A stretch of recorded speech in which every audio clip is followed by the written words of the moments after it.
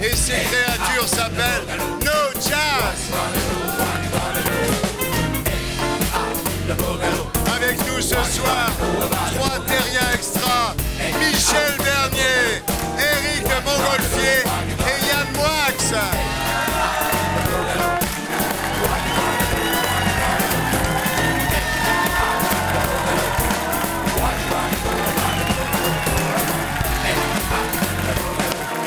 Bonsoir.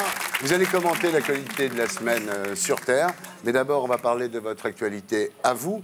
Alors, Éric de Montgolfier, bonsoir. Vous êtes procureur. Vous pouvez me procurer quoi, au juste?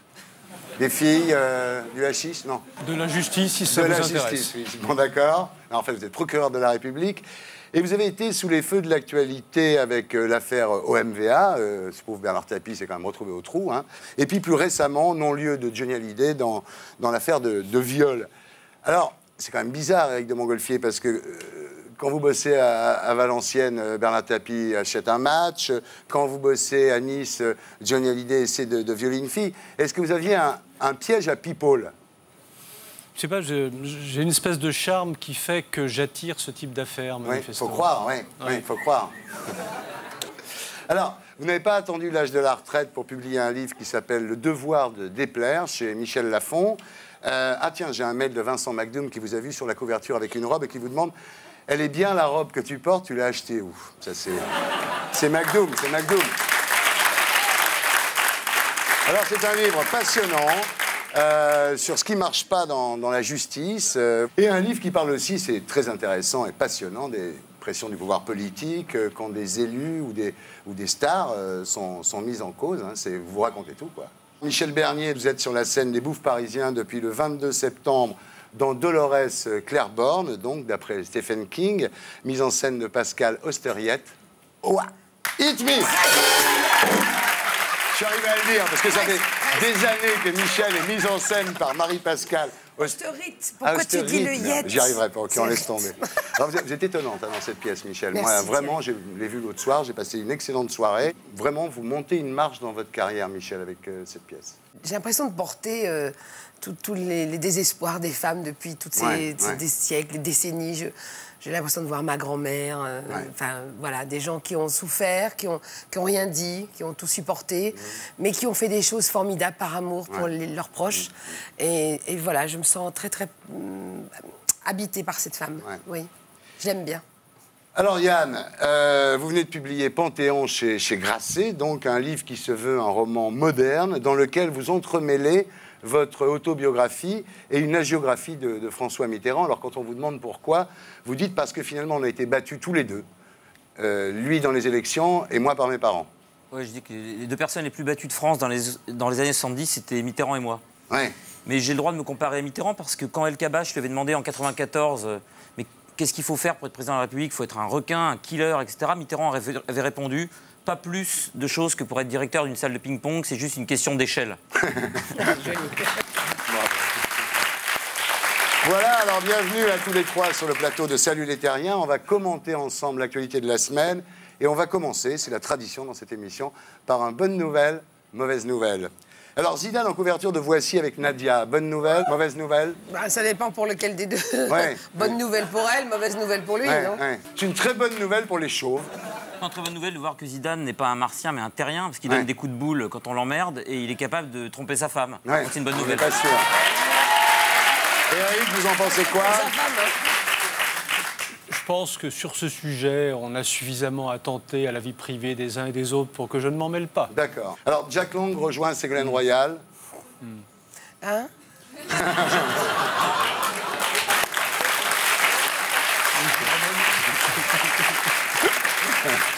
Bataille et Fontaine menacée sur TF1 pour audience insuffisante. Bonne nouvelle, mauvaise nouvelle? Et je sais toujours pas qui est Bataille et Fontaine, je les mélange les deux. Vous savez, vous? Bataille, c'est la fille, hein, je crois. Non, mais non. Bataille, c'est le gros. Alors, après la victoire d'Ortega au Nicaragua, l'Amérique latine, après Chavez et Lula, continue à passer à gauche. Bonne nouvelle, mauvaise nouvelle? Pour le Brésil, c'est une bonne nouvelle, Lula, quand même. Ouais. C'est un ouvrier, il s'est fait couper un doigt quand il était machinot, etc. Je veux dire, c'est une légende. Chirac prêt à se présenter au présidentiel, bonne nouvelle, mauvaise nouvelle? Vous savez ce que disait Mitterrand de Giscard? Il se présente une nouvelle fois à la présidentielle, il ferait mieux de nous présenter ses excuses. On peut dire la chose de Chirac.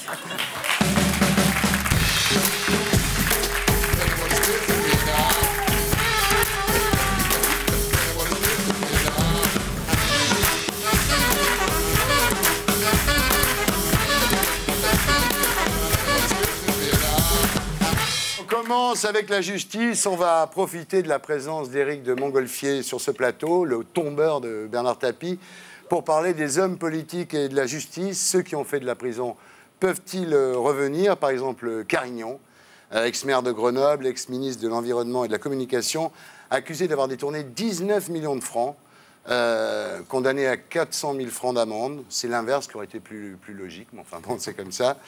Condamné à 5 ans de prison, il en a fait 3 ans, comme quoi il ne tient pas finalement ses engagements. Enfin, bref. Carignon a du mal à revenir, on va regarder et on en parle après. Il faut le savoir, l'UMP, c'est pas vraiment un parti politique, c'est plutôt une famille. Regardez Carignon, tombé en 92 pour corruption, 29 mois de prison, eh bien la famille lui ouvre toujours les bras. Les militants UMP de l'Isère viennent de le désigner pour être leur prochain candidat aux législatives. Sans cette étape-là, je n'aurais pas le cœur ni la motivation d'engager ce combat. La famille est reconnaissante car Carignon a déjà défendu sa cause à l'Assemblée. Maire de Grenoble, député, il a même été ministre de la Communication. Son péché mignon, la communication. Tout le monde te regarde quand tu poses avec des acteurs et c'est la gloire. Tu sors du tribunal derrière des gendarmes. Tout le monde te regarde encore, mais cette fois-ci, c'est la honte. Heureusement, aux yeux de la société, tout va bien. Il a payé sa dette, il a retrouvé sa place. Non, le problème, c'est la famille. Il paraît que le nouveau chef a de gros soucis de respectabilité et Alain a quand même fait 29 mois de placard. Je n'ai pas l'habitude de rencontrer des gens qui ont été condamnés par la justice. T'inquiète pas comme ça, Alain, le chef ne parlait pas de toi. Il parlait d'Imad Laoud, le type soupçonné d'avoir monté contre lui le complot Clearstream. Toi, c'est pas pareil. T'es de la famille. Voilà, alors Éric, est-ce que vous voteriez pour un homme qui a fait de la prison? Non. Même s'il a payé sa dette à la société même... Non, mais il ne s'agit pas de payer sa dette, il s'agit de prétendre représenter la nation. C'est-à-dire, il faut un niveau de respectabilité, comme on vient de le dire, qui ne se discute pas. Ce qui me gêne, c'est que longtemps, je me suis demandé à quoi je servais, mais j'ai compris maintenant, à donner des labels pour les élections. Il est drôle, ce procureur. Ça donne envie de violer les filles sur des bateaux, tout ça. Ouais. Michel, vous voteriez pour un homme politique qui a fait de la prison? C'est-à-dire qu'on se dit toujours que c'est comme un mec qui bat sa femme, quoi. Ouais. On pense toujours, il dit non, je le ferai plus, puis il recommence. Ouais. Donc on se dit qu'à un moment ou à un autre, si en plus on lui donne les clés de la baraque qui nous dirige, qu'est-ce qu'il va en faire? Donc même si à un moment il a fait de la tôle et qu'il a dit je le ferai plus, la confiance, bon, c'est difficile. Demi-confiance, oui. Demi-confiance. Moi, ça me poserait aucun problème parce que d'abord, l'être humain est perfectible et on a le droit d'avoir une deuxième chance dans la vie. Ça, c'est la première chose. Et je trouve que le fait d'avoir payé sa dette, c'est quand même pas rien. Et tout le monde est perfectible, on peut changer. Et la deuxième chose, c'est que je pars du principe que tous les hommes politiques sont relativement malhonnêtes et que lui, il a eu des obligeances de se faire prendre. Je ne suis pas comme vous, je ne pense pas qu'il suffise, comme on dit, d'avoir payé sa dette pour pouvoir ensuite prétendre au suffrage des électeurs. Non. Payer sa dette, c'est aussi régler ce que l'on doit. Imaginez un magistrat qui commettrait un crime, et il passe en prison, puis après il revient et juger les autres tranquillement. Oui, alors. Non. La prison lui apprend peut-être des choses qu'il n'aurait pas comprises s'il était resté...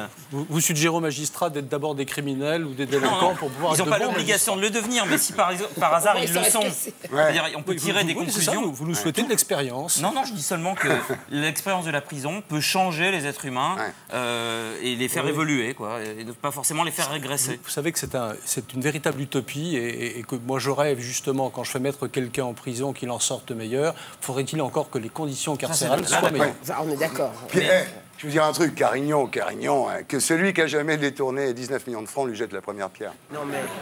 Hit me. Bien, alors Éric, Le devoir de déplaire chez Michel Lafon. Alors ça fait 13 ans qu'on vous demande d'écrire ce bouquin. Vous l'avez fait, hein? Vous l'avez fait pour 80 000 € d'avaloir quand même. Hein. Oui. Bien. Et reverser pour les prisons, pour un meilleur confort. Vous occupez pas de... Non.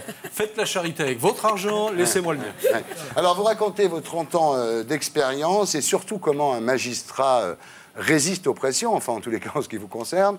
D'abord, dans l'affaire OMVA, Mitterrand, le président de la République de l'époque, donc, a défendu publiquement Bernard Tapie dans son interview du 14 juillet 1993.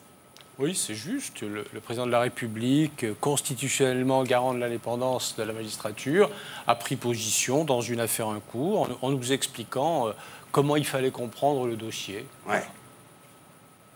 Et alors, quelle est la réaction du magistrat dans ces cas-là? Qu'est-ce qu'il a dit? Ouais. Alors, Bernard Tapie, je l'ai appelé parce que je savais que vous étiez là aujourd'hui, donc j'appelle Bernard. Alors, tu vois, bon. Alors, j'ai dit, qu'est-ce que tu penses de Montgolfier? Il me dit, il y a la morale et le droit. Montgolfier, lui, il ne fait pas respecter le droit, il applique la morale, sa morale. Et au nom de sa morale, il est prêt à se permettre n'importe quoi. Voilà. Moi, j'ai l'impression que Bernard Tapie applique son droit et qu'au nom de son droit, il fait n'importe quoi. Pas mal. Non, il dit que vous n'arrivez pas à oublier vos convictions personnelles, quoi. Il dit que finalement, c'est Montgolfier, c'est pas la République. Bernard Tapie a sûrement les tas de qualités, mais avant qu'il puisse devenir juge des juges, il pourra s'écouler un peu de temps. D'accord. Ça, c'est fait. Ouais. Alors, il y a eu les pressions de Mitterrand à l'époque de Tapie, puis il y a aussi Bernadette Chirac à l'époque où donc Hallyday était accusée par cette fille, Marie-Christine Vaux, de viol. Bernadette Chirac a dit, c'est incroyable ça quand même, j'ai vu ça dans votre bouquin, c'est surréaliste. Ceux qui s'en prendraient à Johnny le paieraient, les Français n'aiment pas ça. Ce qui est gêné, c'est que là où elle devrait faire preuve d'une réserve un peu plus grande, me semble-t-il. Ouais. Mais là aussi, qu'est-ce qu'elle a dit? Ouais. Alors la solution, vous dites effectivement, c'est quand même la presse, malgré ses approximations, et vous dites que vous avez été tenté très souvent de tout balancer au canard enchaîné. C'est la meilleure façon de se protéger, quoi, non? Non, pas de se protéger, mais de faire sortir un certain nombre de dossiers qui restent dans l'ombre. Ouais. Il ne s'agit pas de se protéger, ce n'était pas une constante. Et c'est vrai que je connais nombre de dossiers qui ne sont pas allés devant les juges parce que ceux qui étaient en cause étaient trop puissants pour que quelqu'un prenne la décision contre eux. Et je trouve ça bien dommage parce que je crois à la justice et à l'égalité. Ouais. Éric de Montgolfier, Le Devoir de déplaire, c'est chez Michel Lafon, on y reviendra. Avant la pub, on va se faire un petit top 5. Les 5 signes qui vous font dire que vous êtes mal parti dans un procès. Alors, votre avocat commence sa plaidoirie en disant, comme disait Ali McBeal, vous avez demandé au procureur s'il était nu sous sa robe. Votre avocat vous a demandé discrètement si le juge c'est bien celui qui a le petit marteau. Votre avocat passe le vendredi soir chez Julien Courbet. Vous avez répondu, je ne peux pas vous le dire, c'est un secret au procureur.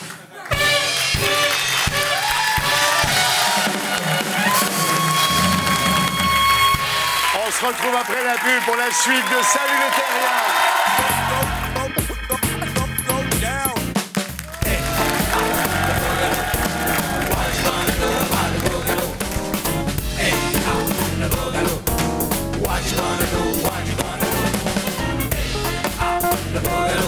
Rebonsoir les terriens. Rebonsoir les terriennes. Voilà. Salut les terriens, deuxième partie. On va continuer à passer en revue ensemble l'actualité de la semaine, la vie des terriens. Et on va parler de Nicolas Hulot. Alors selon les sondages, 43% des Français et 99% des ours des Pyrénées souhaitent qu'il se présente au présidentiel. Ça va faire beaucoup de Nicolas au présidentiel. On regarde et on en parle après. Si un présentateur vedette de TF1 devait devenir président de la République, vous préféreriez que ce soit Bataille ou que ce soit Fontaine? Vous voteriez plutôt pour Nikos Aliagas ou pour Benjamin Castaldi? Pour l'instant, aucun de ceux-là n'est candidat, mais leur confrère Nicolas Hulot, lui, pourrait bien se présenter. Voilà des années qu'il nous répète qu'il faut sauver la planète.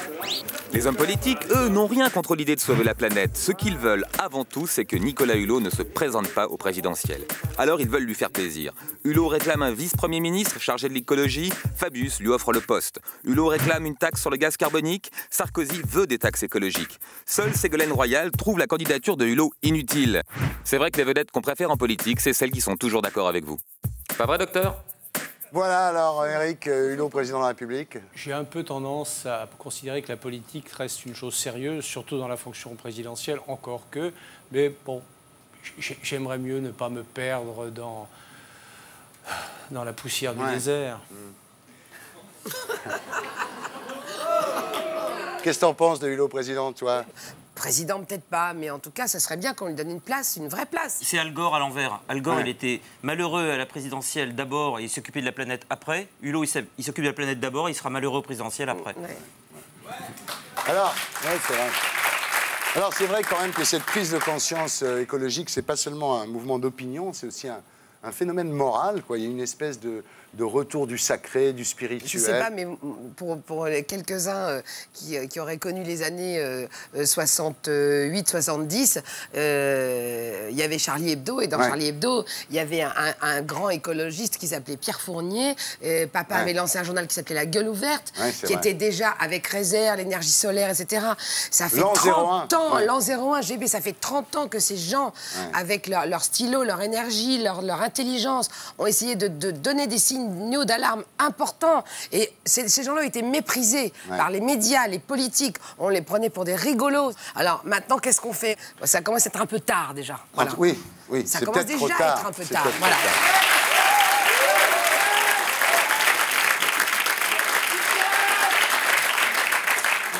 Dissocier le culte de l'environnement, qui est une chose importante, et le culte de la nature. La mythologie allemande et nazie repose sur la sylve, c'est-à-dire la forêt, quoi. Donc oui à l'environnement et à sa sauvegarde, et non au culte absolu de la nature, quoi. Ouais, je me méfie du culte de la nature. Non, mais c'est vrai, le culte de la nature est un truc qui me fait peur. Le culte de la nature me fait peur. Il faut faire des êtres humains avec un peu de pollution que des animaux et des arbres, si vous voulez. Alors, c'est sûr que les extraterrestres doivent rien comprendre à ce qui se passe sur notre planète. On va regarder les 5 questions que les extraterrestres se poseraient s'ils débarquaient sur Terre cette semaine. Mais pourquoi vous congelez vos bébés? Vous les mangez plus tard, c'est ça? Thierry Ardisson, il faudrait savoir si les terriennes ressemblent à Montgolfier ou à Angoune. C'est quoi cette météo de merde? Il est où Jacques Villeray? On a 2 mots à lui dire à ce connard. Non, sans rire, votre chef, c'est Bush?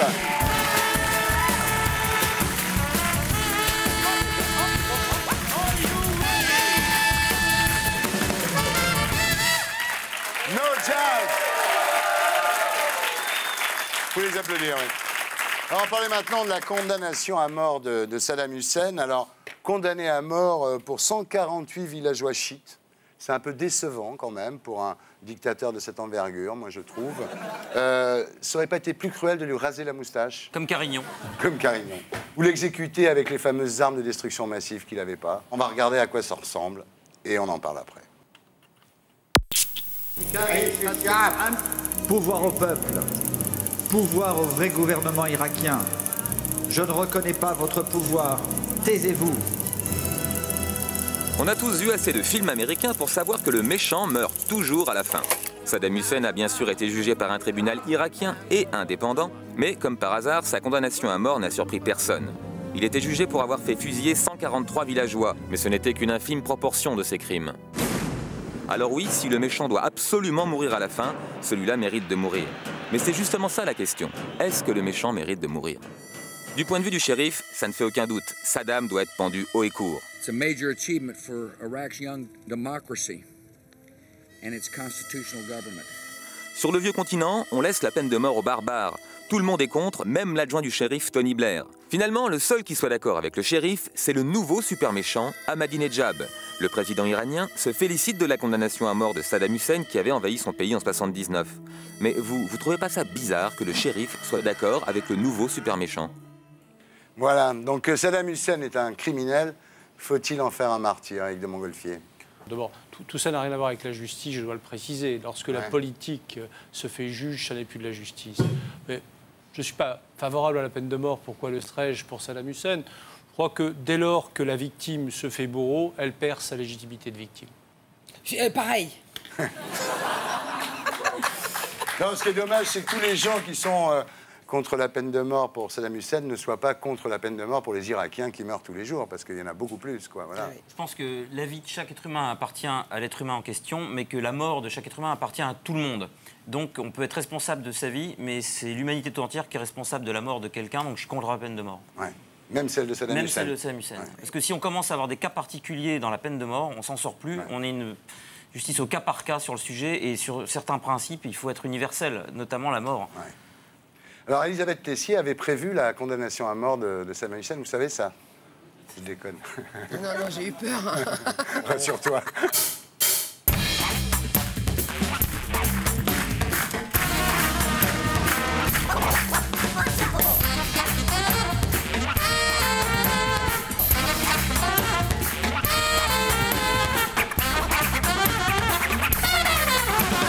Alors cette semaine, donc, le journal Voici a fait sa une sur une rumeur.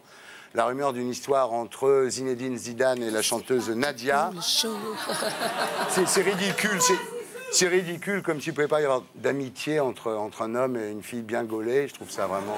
Alors Zidane dans Voici, pourquoi pas Kate Moss dans l'équipe, puisqu'on aura tout vu. Donc, il y a un an, Kate Moss perdait tous ses contrats publicitaires pour une photo où elle prenait de la coke. Et aujourd'hui, elle est de retour au top. C'est dommage, parce qu'elle va avoir de nouveau les moyens d'en acheter. C'est un peu dommage, mais bon. On va regarder à quoi ça ressemble. On en parle après. Est-ce que vous n'avez pas l'impression, en regardant la télé, que parfois, on se fout un peu de votre gueule? On vous dit blanc un jour, noir le lendemain, tout ça avec la même conviction. Prenons l'exemple de Kate Moss. Il y a peu de temps, sa carrière était soi-disant fichue parce qu'un tabloïd l'avait montré en train de prendre de la coke. Tu parles d'une histoire, mais même les enfants de 3 ans savent que les lapins mangent des carottes, que les ours mangent du miel, que les mannequins tapent de la coke. Pourtant, ce faux scoop a été relayé dans le monde entier comme une nouvelle très importante, et devant tant de raffus, des marques de luxe ont même dû rompre leur contrat avec Kate Moss. Aux dernières nouvelles, Kate était donc dans une grosse galère. Et puis soudain, voilà que cette semaine, elle est élue mannequin de l'année en Grande-Bretagne, et la voilà à nouveau au top. Bref, quand on vous parle de Kate Moss en noir ou de Kate Moss en blanc, on vous parle toujours de la même chose, de Kate Moss, du strass, des paillettes, du showbiz, de la vie facile et sans effort. Sinon, on signale en Espagne cette semaine une conférence de presse de femmes colombiennes victimes de la violence des narcotrafiquants. Mais elles sont carrément moins sexy que Kate Moss. Alors le vice-président colombien Santos a critiqué évidemment cette glorification de la cocaïne. Il ne devrait pas, parce que Kate Moss représente quand même la moitié des revenus du pays là-bas. Cette glorification de la cocaïne, ça vous choque autant que le vice-président colombien, Éric de Montgolfier? Bon, je trouve ça absurde de laisser croire à des jeunes gens qu'il n'y a pas de mal à prendre de la drogue. Même du cannabis? Même du cannabis. Pourtant, la société évolue. Vous voyez bien que maintenant, tout le monde fume, Éric. Tout le monde peut-être, mais pas moi. Ouais. Moi, par rapport à les histoires de Kate Moss, de ce que j'ai entendu dans les histoires de mannequins, etc., c'est que le problème qu'elles ont, c'est d'être des porte-manteaux maigres, comme les trucs là, les chandeliers là. Ouais. Et que c'est vrai que la cocaïne est un coupe-faim extraordinaire. Sauf que je préfère être dépendante du Nutella que de la cocaïne.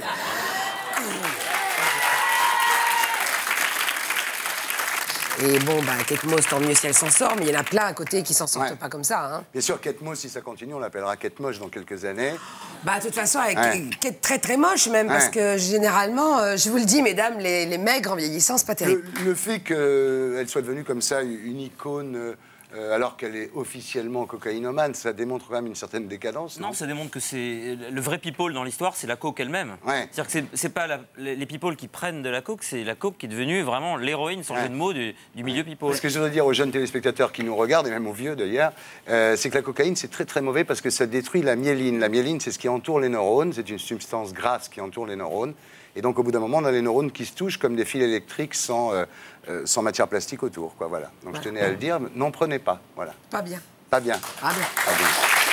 Non, et c'est surtout, juste pour rajouter ça, il faut savoir aussi que quand on achète de la drogue, moi, c'est un peu ce que j'ai dit à ma fille, par exemple, c'est que la drogue, à la limite, pourquoi ça marche? Parce que sur le moment, c'est vachement bien. Ouais, on est d'accord. Autrement, on n'en prendrait pas. Bon, c'est que le problème, c'est que ça nourrit tout un tas de salopards derrière ça. C'est-à-dire des proxénètes, des assassins, des procureurs. Des procureurs, on va savoir. Et c'est ça le drame de la drogue. Voilà, c'est ça le drame de la drogue. Alors, Éric de Montgolfier, dans Le Devoir de déplaire chez Michel Lafon, donc vous racontez l'affaire Marie-Christine Vaux, qui affirmait avoir été violée par Johnny Hallyday sur le pont d'un bateau du port de Cannes. Alors, vous avez laissé tomber l'affaire, mais votre intime conviction, c'est quoi sur cette affaire? Bon, d'abord, je n'ai pas laissé tomber l'affaire. J'ai fait un constat à un moment donné, quand le dossier m'a été communiqué, qu'il n'y avait pas de charge suffisante. Ouais. Le problème de ce dossier, c'est qu'on n'arrive pas, dans ce pays, à faire admettre que devant la justice, il ne peut pas y avoir de privilège. Et c'est la seule chose que l'on peut affirmer à travers ce dossier. Moi, j'ai détesté le fait, outre Mme Chirac, qu'un certain nombre de journalistes aient fait des papiers qui me paraissaient des papiers orientés. Ouais. Prenaient parti. Je ne parlais pas de prendre parti. De toute façon, aujourd'hui, tout le monde prend parti sur les affaires judiciaires, les ministres, bon, tout le monde. Et ils prennent tous des mines énamorées pour nous expliquer que la justice, c'est quelque chose de précieux. Ben non, ils la gâchent en permanence. Alors, Bernard Tapie vous soupçonne en fait de vous occuper des affaires de People pour vous faire mousser. Oui, bon, je comprends que Bernard Tapie pense ça, parce qu'il a passé toute sa vie à se faire mousser. Donc, j'imagine que son problème, c'est ça. Il y a beaucoup de gens qui nous prêtent des sentiments assez bas, mais en fait, ces sentiments ne sont jamais que les leurs. Alors, je les leur laisse. Alors, Kate Moss est sans doute un peu accro à la coque. On va voir à quoi vous êtes accro, vous. On va faire une interview accro. À quelle émission de télé avez-vous été accro, Eric? Oh, je pense que c'est le journal télévisé. Ah ouais, bah, c'est gentil pour les autres. Vous serez accro à celui terrien, vous allez voir. Vous ne pourrez plus vous en passer. Et toi, à quelle émission de télé? Toutes les séries américaines, voilà, tous les polars, j'adore, accro à fond. FBI, les experts, tout ça, je suis folle. Le manège enchanté, Seinfeld, et tout le monde en parle. Ah oui, c'est gentil. Il y en a un qui connaît ces classiques. À quel vêtement avez-vous déjà été accro, Eric? Ce que je porte, hein. Ah ce que je porte depuis 60 ans, quasiment. Mais on a le droit d'être ringard aussi, vous savez. C'est très classique, ça vous va très bien. Le people ringard, ça existe. Il est sympa, ce proc. Et toi, à quel vêtement t'as déjà été accro? À ceux de mon mec, quand je veux pas qu'il parte. Ouais.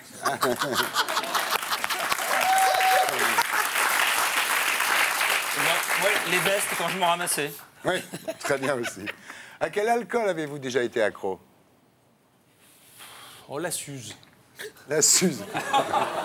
Il n'y a que lui pour sortir ça. Mais ça redevient vachement à la mode. Oui, c'est très à la mode, bien sûr. Ah bah oui. Bien sûr, la Suze, bah oui. Et toi, t'étais accro à quoi? Bah, moi, je suis née dans le Champagne avec papa, donc voilà. Donc, le Champagne. Voilà. La Corona, comme Chirac. Ah oui, comme Chirac, c'est ton seul point commun avec Chirac. Vous préférez plutôt Mitterrand. À quelle drogue avez-vous déjà été accro? Le café. Le café. Bien vu. Vous savez qu'on commence par le café, ça peut se terminer avec l'héroïne. Hein. Attention, hein. Ah oui, fais attention. Hein. Toi, quelle drogue? Je dirais dépensière. Ouais, la carte bleue, quoi. Ouais, voilà. Et toi? Le sexe. Ah, le sexe, ça va. Avec moi ensemble, un peu de Suze, un peu de carte bleue et le sexe, on s'en sort. Bah, très bien, c'est une bonne soirée. Hein. Vous venez à la maison.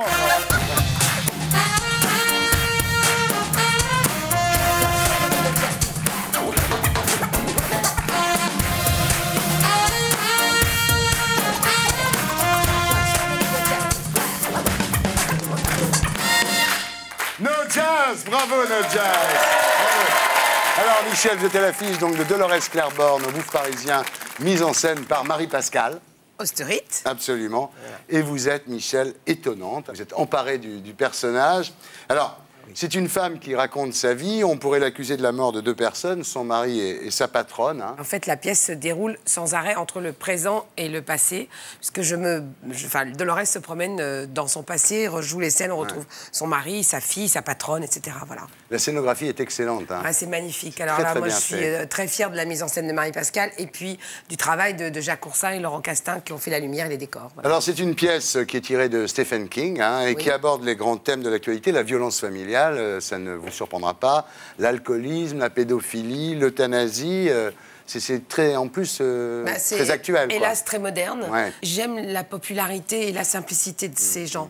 Donc, ils se protègent, ils s'excusent, ils ne savent pas comment se dépatouiller avec tout ça, parce que ce sont des problèmes dont ils n'ont pas entendu parler, ils n'ont pas été à l'école pour savoir la psychologie, le ci, le là, donc ils se démerdent comme ils peuvent.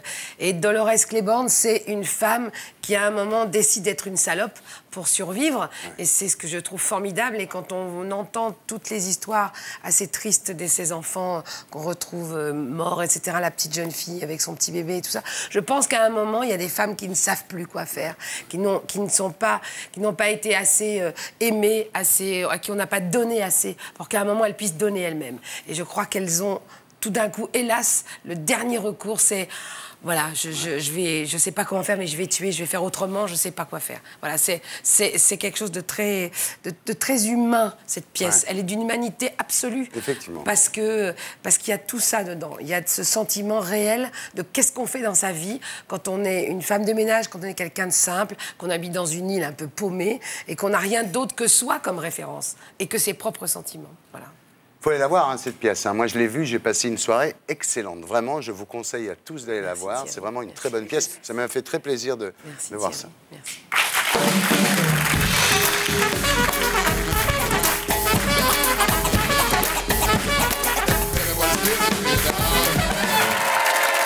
J'accueille Stéphane Guillon.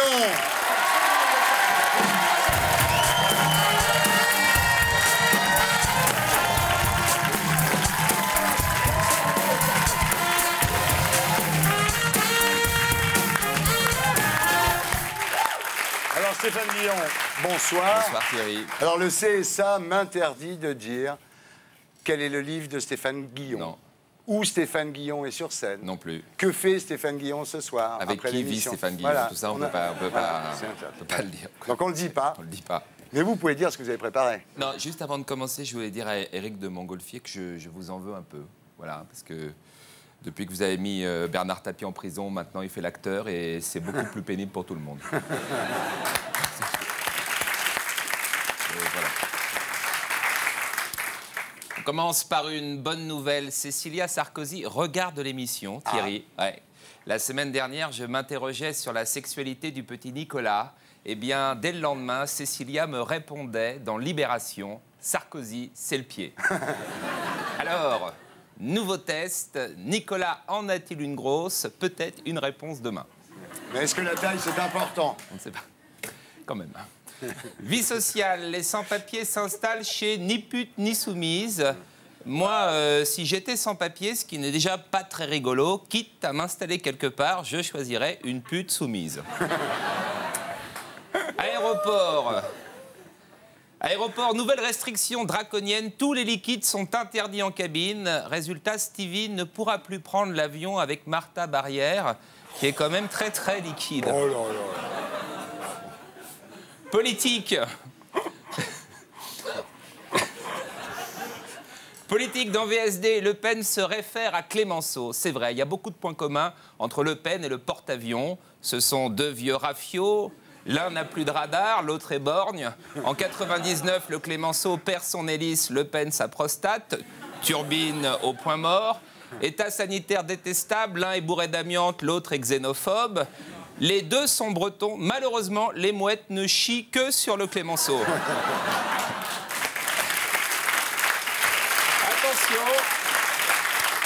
Attention, si l'un a été désarmé, l'autre peut encore frapper le couler très vite. Toujours dans VSD, le journal analyse la gestuelle des politiques. Moi, j'y ai vu des titres de films. Laurent Fabius dans E.T. Élysée Maison. Le Pen, affreux, sale et méchant. Philippe de Villiers, chouan, très très chouan. Jacques Chirac, à bout de souffle. François Hollande, ma femme s'appelle Revient. Fait divers, encore 2 bébés en moins cette semaine. Un noyé façon Villemain, un congelé façon Courgeot. Il n'y a pas que la Starac pour devenir connu. Pour endiguer cette tendance, le journal Le Parisien vous propose pour 12 € une fausse une avec la photo de votre petit. Une façon d'épater vos potes sans trucider bébé. Attendez, après, c'est pire. À ce propos, la mère du petit David a tenté de se suicider au liquide vaisselle. Elle s'est ratée. Bah oui, si vous avalez du liquide vaisselle, faut courir et boire en même temps. Faut que ça mousse, sinon ça marche pas. Voilà.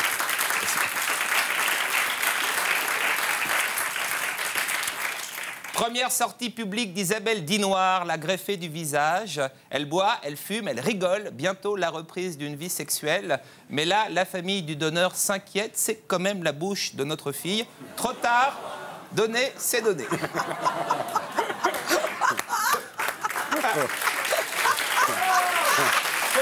Ah, il est de pire en pire. Oh là là. Mondialisation, la société Ikea emploie des travailleurs asiatiques payés 0,90 centimes d'euros la journée. Leur slogan, c'est Ikea est là, Ikea est là pour les niquer. La deuxième partie du slogan est moins connue. Attendez Thierry, parce qu'on est en train de me dire que l'audience de l'émission s'effrite légèrement, donc je vais poser une question. Non, je posais une question à Michel Bernier pour que l'audience reprenne, si vous me permettez. Michel, je voudrais tordre le cou à la rumeur. Il paraît que vous avez une aventure avec Zinedine Zidane. C'est bon, l'audience reprend. C'est bon. On a sauvé l'émission. J'aimerais bien.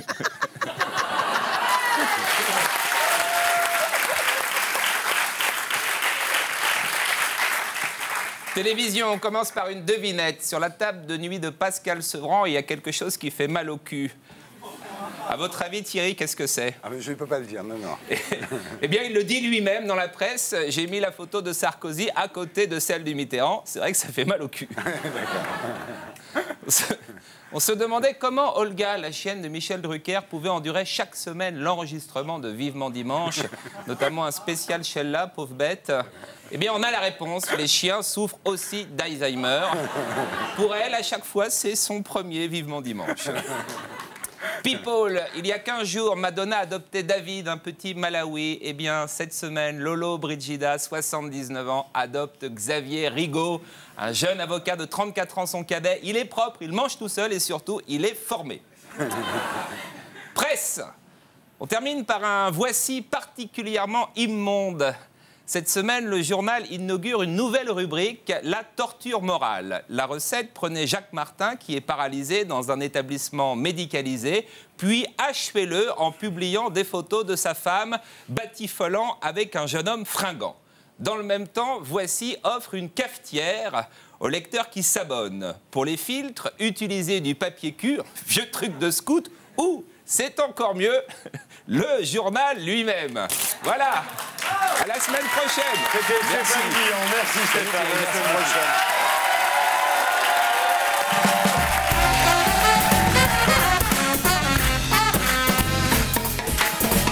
Voilà, on se retrouve après la pub et le zapping pour la troisième partie de Salut les terriens.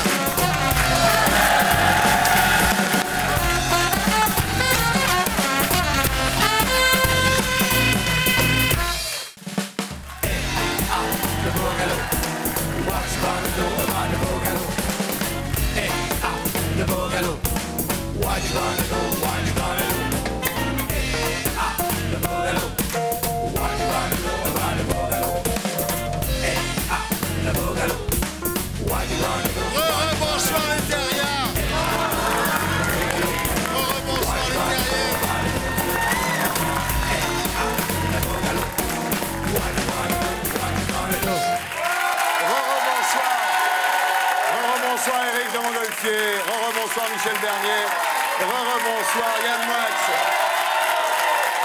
Alors, dernier sujet d'actualité que nous commenterons cette semaine avec nos invités, le prix Goncourt attribué après celui de l'Académie française à Jonathan Little pour Les Bienveillantes, c'est du jamais vu, un premier roman de 900 pages écrit en français par un Américain d'à peine 40 ans dont on ne savait rien avant l'été, qui s'est installé en tête des ventes et a raflé 2 prix majeurs. Mais fallait-il l'écrire, ce bouquin? On regarde, on en parle après. Nous autres Français lisons en moyenne moins de 2 livres par an, alors autant vous dire qu'on s'en fout complètement des écrivains. Pourtant, chaque année, miracle, grâce au prix Goncourt, tous les caméramans de Paris vont se marcher sur les pieds pour filmer un simple écrivain. Sauf que cette année, il n'y avait personne à filmer. Dans les JT, il faudra donc se contenter d'un pauvre Polaroid. Jonathan Little, 38 ans, qui a déjà vendu 250 000 exemplaires des Bienveillantes, est resté chez lui, à Barcelone. Du coup, sur place, les caméramans filment bec BD. C'est toujours ça de prix, comme disait ma grand-mère. Moi, ça me suffit, y a pas de petit profit. Little, lui, ne se montre pas car il voudrait qu'on parle de son livre et pas de lui. Les Bienveillantes, c'est le récit à la première personne d'un nazi qui raconte sa vie sans remords sur 900 pages. Peut-on adopter un tel point de vue? Peut-on regarder ces images d'archives en éprouvant sincèrement la satisfaction du travail bien fait? C'est pourtant le point de vue du personnage de Little. Vous vous direz que vous n'avez rien en commun avec lui, vous vous direz que c'est un monstre, et pourtant c'est un être humain, et ça lui fait au bout du compte un sacré point commun avec le lecteur. Voilà, alors le pitch, tout le monde le connaît, c'est l'extermination des Juifs d'Europe racontée par un SS à la première personne. Un être cultivé, intelligent, c'est assez troublant. Alors, est-il moral de faire parler un nazi? Est-il moral de mettre la Shoah en fiction, Eric? Moi, il me semble que ça fait partie de l'histoire du monde. Je crois que ce sont des événements terribles qui ont marqué les uns et les autres. Pourquoi ne pas essayer de comprendre? Après tout, moi, je sais jamais que mon métier. Même le plus grand criminel de la Terre, quand je le croise et que je le poursuis, je dois essayer de comprendre. Compassion. Non, pas compassion. C'est même pas de la curiosité. C'est juste pour être plus intelligent. Le problème que pose ce livre, c'est qu'il rajoute de la confusion à un sujet. C'est-à-dire que ce n'est pas du tout un livre qui permet d'éclairer la Shoah, c'est un livre qui rajoute de la confusion, qui rajoute du flou. C'est un écran de fumée et on comprend encore moins ce que c'est quand on le lit. Un petit exemple, on dit « Ah oui, c'est un être humain comme les autres, voilà ce que c'est d'être à la fois nazi et un mec normal » et c'est un problème sur la banalité du mal. C'est le plus gros contresens qu'on puisse faire sur ce livre parce que, justement, Little rate complètement la chose. Parce que son nazi, qui est censé être comme tout le monde, il est comme personne. C'est-à-dire qu'il est à la fois homosexuel, pédophile, il commet l'inceste, il tue son père, sa mère, son meilleur ami, il est alcoolique. Et en plus, il est nazi. Donc déjà, on n'est pas dans la banalité du mal. On est dans l'exception du mal, déjà. Première chose. 2, il y a une part canulardesque dans ce livre qu'il faut souligner, c'est-à-dire que dans tout le livre, mais personne ne l'a lu, je crois, le livre, hein, c'est ça le problème. Il y a une part d'écran de fumée, on comprend un peu moins la Shoah que lorsqu'on avait des cours à Sciences Po. À Sciences Po, j'avais un cours sur la Shoah et le Troisième Reich, et on avait les bases. On étudiait les livres de Jan Kershaw sur Hitler, de Raoul Hilberg sur la destruction des Juifs d'Europe, et on avait des choses très claires sur les écoles historiques. Le livre de Little fait des figures de style sur le sujet, alors que les bases ne sont même pas développées. Et par ailleurs, je termine sur le style. Pour moi, c'est un livre qui parle de la période de 1940, écrit dans un style de 1922, quoi. C'est-à-dire que c'est un style qui est antérieur au sujet dont il parle. Or, les grandes persécutions, les grandes déflagrations mondiales et les grands événements du XXe siècle servent aussi à faire évoluer l'art. On ne peut pas écrire en 2006 comme on écrivait avant que la Shoah existe. C'est donc de la merde, sans nom. Ne pas lire ce livre, un livre confus, dangereux, prétentieux et inutile. Bien. Donc, lire Panthéon de Yann Moix, publié chez Grasset, mesdames, messieurs. Alors, Yann, vous racontez dans votre livre Panthéon que vos parents vous battaient et que finalement, pour vous, ils étaient un peu la Gestapo qui vous déportait la nuit dans la forêt d'Orléans quand vous aviez été pas gentil à la maison. Et votre père vous rentrait dedans, dites-vous, comme un Jean Moulin. Alors, après Little, c'est pas un peu dérisoire, ça, de se comparer à un juif? Non, pas du tout. On peut toujours être juif sans l'être. C'est-à-dire que quand vous avez tout le monde à dos, vous êtes juif. Quand vous êtes détesté par un maximum de gens, vous vous sentez un juif, c'est tout. Alors, ce qui est extraordinaire dans le bouquin de Yann, c'est que ses parents le battent. Bon, ça, c'est arrivé avant. En écoutant Pink Floyd, la Beat Generation, chez moi, c'était ça. C'est-à-dire que je suis la première génération d'enfants battus par des gens qui écoutaient Jefferson Airplane toute la journée. C'est bizarre, ça, tu vois, c'est très étrange. Tu vois, c'est comme être battu par un lecteur de Charlie Hebdo. Tu vois, je veux dire, on n'attend pas. Oui, ça m'étonne pas. Ton père te battait pas, au moins, Michel? Jamais, je ne sais même pas ce que ça veut dire. Je n'ai jamais eu ça. Alors, pour survivre à la violence de vos parents, vous vous construisez une sorte de panthéon spécial, un PS, où Mitterrand trône en maître. Et alors, vous défendez Mitterrand dans ce qu'il a de moins défendable quand il était un jeune étudiant d'extrême droite au quartier latin dans les années 30 et qui criait la France aux Français, les métèques dehors. Donc, c'est marrant de le mettre dans votre panthéon alors qu'en fait, vous dites des choses terribles sur lui. En fait, pour régler le problème définitivement, je dis que oui, Mitterrand a été d'une certaine manière d'extrême droite et oui, d'une certaine manière, il a été fasciste. Oui. Et c'est là que les écrivains sont plus forts que les biographes et les journalistes, c'est qu'on peut se permettre des figures de style. Et une des figures de style que je m'autorise dans le livre, c'est de faire parler à la première personne le fascisme de François Mitterrand. Il dit « Bonjour les amis, je suis le fasciste de François Mitterrand et je peux vous dire que c'était un très mauvais élève. Il était nul en fascisme. Il a essayé, j'ai cru qu'il allait exterminer ses amis juifs, machin. Il n'a jamais insulté Jack Land devant moi, machin. Il était nul. Ça n'a pas marché. Voilà. Alors Yann, vous n'avez pas eu de prix cette année, hein? Je suis sur la liste de l'Interallié encore, moi. Ouais. On va faire le prix Moix 2006. Alors, le bouquin qui aurait mérité le Goncourt? Alors, Voyage au bout de la nuit de Céline et... Cette année? Cette année, c'est-à-dire que tant qu'ils ne le donneront pas à Voyage au bout de la nuit, je ne pourrais pas considérer les Goncourt. C'est Maseline qui l'a eu en 32. Voilà. Le bouquin qui vous a filé des boutons? Les Bienveillants de Jonathan Little, parce que le nazisme littérarisé à ce point me donne des boutons. Le bouquin qui vous a endormi? Les Bienveillants de Jonathan Little, parce qu'il fait comme 900 pages. Le bouquin qui est trop cher, même en prix vert à la FNAC? Ça, Le Papillon des étoiles de Bernard Werber. Gratuit, ce serait déjà trop cher pour ma bourse. Et il en vend pourtant, il en vend des millions. Je ne sais pas si ça s'achète, mais ça se vend. Le bouquin qui ne méritait pas de trouver un éditeur? Les Bienveillantes de Jonathan Little. Le bouquin avec le meilleur nègre.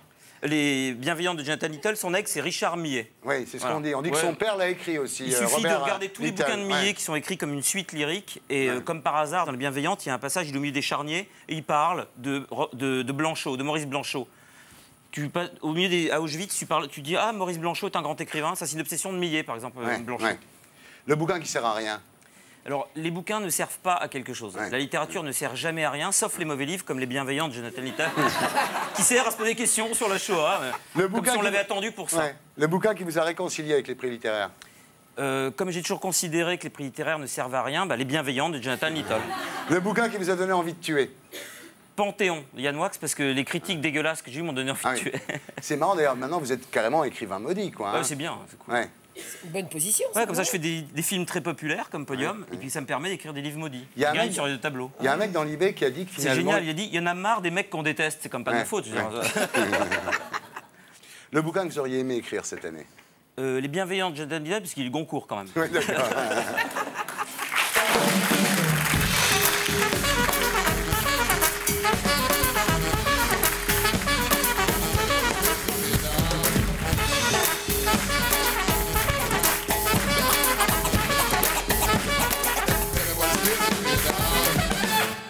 Voilà, et maintenant, comme c'est devenu une tradition dans cette émission, on passe en revue le reste de l'actu avec Ça m'intéresse ou Je m'en bats les couilles.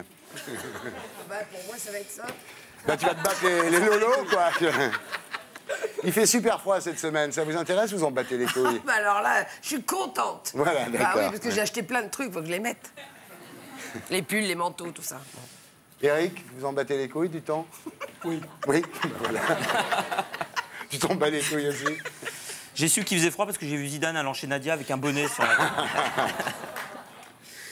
Les fonctionnaires sont augmentés de 4 €. Ça m'intéresse ou je m'en bats les couilles? Ça m'intéresse, nécessairement, mais pas plus, quoi. Ouais. Vous gagnez bien, ça va? Non? Pas mal, oui. Ouais, ça va, vous voulez savoir? Bah ouais. Oui, 6 500 €. Oui. Pas mal, dis donc. En plus, fréquenter Tapi, Johnny Hallyday, Bernadette Chirac s'intéresse à vous. J'essaie d'arriver à leur niveau. Hein. Ouais. Tchèb Mami en prison, ça vous intéresse? Vous en battez les couilles? J'aimerais bien que ça m'intéresse, mais je crois que finalement, je m'en bats les couilles, sauf pour la victime. Mais le bourreau m'intéresse pas. Ouais. Bah oui, c'est inadmissible, voilà. Faudel soutient Sarkozy, ça vous intéresse? Vous en battez les couilles? Oui, est-ce que ça a un intérêt? Apparemment oui, parce que...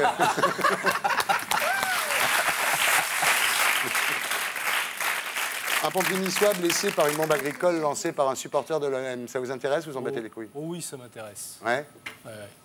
Ça m'intéresse pour la désignation de l'auteur de cet envoi imbécile comme un bouc émissaire, comme souvent dans ce genre d'affaires. Alors je reste persuadé qu'il est lui aussi victime d'une ambiance, victime de l'argent, victime de... Bon, finalement, je l'ai vu, ce garçon, j'ai un avantage sur d'autres, je l'ai vu. C'est un pauvre garçon. Je regrette qu'on l'ait envoyé en prison, même à titre provisoire, parce que je ne crois pas que ce soit sa place. J'espère simplement qu'il n'en sortira pas pire qu'il n'y est entré. J'espère qu'il ne se fera pas violer. J'espère qu'il ne subira pas de brimade. Voilà, c'est ce qui me gêne dans cette affaire. Et ce qui me gêne, c'est les hypocrites autour qui viennent saluer le sapeur-pompier sur son lit avec des larmes de crocodile en oubliant leur propre responsabilité. La veuve de Bertrand Laroche qui porte plainte contre France 3 suite au téléfilm sur l'affaire Villemain. Oui, bien sûr. Moi, ça m'intéresse parce que je crois qu'on est en train de tourner actuellement un téléfilm sur l'affaire Allègre. Hein. J'ai vu ça hier à Bordeaux. Je ne comprends pas très bien. Je crois qu'il vaut mieux connaître vraiment la fin de l'histoire avant d'en faire un film. C'est logique. Tout ça devient insupportable. Oui, vous avez raison. C'est assez logique, ça. La route du Rhum, ça vous intéresse ou vous en battez les couilles? J'adore, moi, c'est que Salut les terriens, donc les extraterrestres vont croire que sur la planète Terre, il y a des êtres humains qui soit s'intéressent à tout, soit se battent les couilles de tout. C'est très manichéen. Hein. Je m'en bats les couilles. Et le rhum tout court, vous en battez? Non, j'adore. Ça vous intéresse, le rhum? Oui, bien sûr. Ça vous intéresse. Jean-François Copé, qui a bidonné une rencontre avec la presse dans un café pour la promotion de la baisse de la taxe sur les flippers. Ça vous intéresse? La seule chose qui m'intéresse chez Jean-François Copé, c'est sa femme. Ah oui, elle est très sublime. Je suis d'accord. Elle est sublime. Tout à fait. Bon, on est d'accord. Voilà. Hit me! Paul McCartney accusé d'avoir battu sa femme. Ça vous intéresse ou vous en battez les couilles, Yann? C'est pas possible. Moi, c'est pas croyable, oui, c'est ça. Un mec qui a fait Michel, ma belle, c'est pas possible. Un mec qui m'a écrit une telle chanson. Il devait être jaloux de Quanta, McCartney. Ouais, c'est pas possible. Je crois pas. Muriel Robin, qui attaque Paris Match en justice pour avoir publié une photo d'elle avec son amie Anne. Ça vous intéresse ou vous en battez les couilles?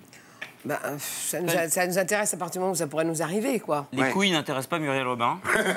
Bravo, Hitler. Le fils de Jean-Luc Delarue s'appelle Jean. Ça vous intéresse, Eric, ou vous en battez les couilles? Il est né avec une oreillette, le môme. Ce qui m'épate, c'est où vous trouvez vos questions. L'OM prend 10 buts en 3 matchs. Ça vous intéresse ou vous en battez les couilles? Alors, ce qui m'intéresse, c'est de savoir à quel point j'en bats les couilles.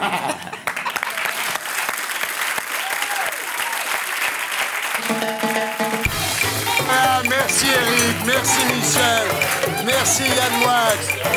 C'était Salut le Terrien. Je vous laisse avec mes amis de Groland et je vous retrouve la semaine prochaine, samedi à 19h15 en clair sur Canal. Et d'ici là, passez une bonne semaine. Merci. Salut le Terrien.